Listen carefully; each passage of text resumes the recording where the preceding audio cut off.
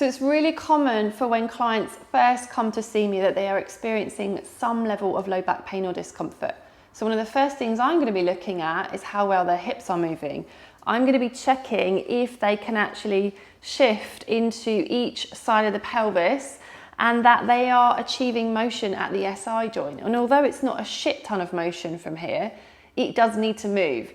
And if it isn't able to, then often it's the low back that is doing the movement on its behalf. And that's where we can run into issues. So one of the movements that I really like to give to people right at the start, and it actually becomes a really good self-management tool throughout their journey, is a 90-90 hip shift. And I like it because it's floor-based. So it takes gravity out of the equation.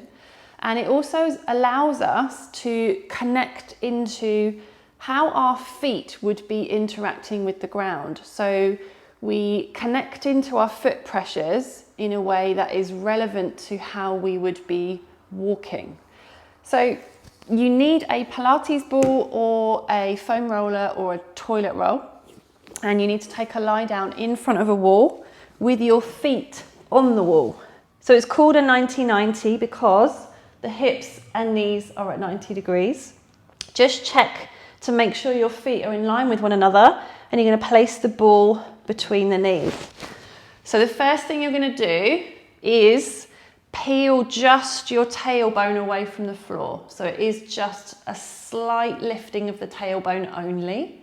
That's going to mean that your low back is now flattened into the floor.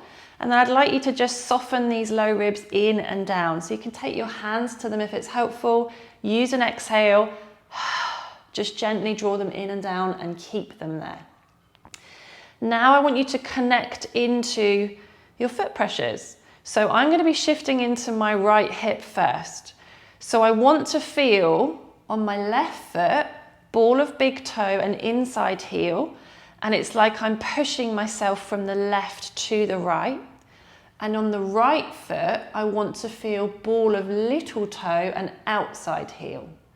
So now I've got those, I'm going to imagine that there is a pocket in the back of my shorts, and I'm going to push that pocket and my glute into the floor.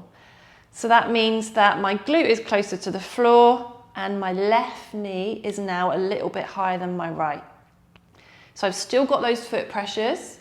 On the left foot, it's ball of big toe and inside heel. And on the right foot, it's ball of little toe and outside heel. And now, because I've shifted that hip down, I can feel my right inner thigh, my adductor is kicking on. So what I would do here is take some breaths. I'd go for a soft, quiet inhale through the nose and a long sighing exhale out through the mouth. Really use that exhale to feel myself softening in and down. And I would spend about 3 to 5 breaths on each side.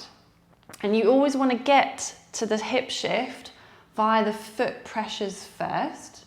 And what you're likely going to notice is a difference each side of your pelvis. It's probably going to feel like one side is a little bit more restricted or sticky than the other, in which case, spend a few more breaths there. See if it can release slightly. You might feel it sinking down into the floor a bit more. And it's a really good way to just manage general low back tension.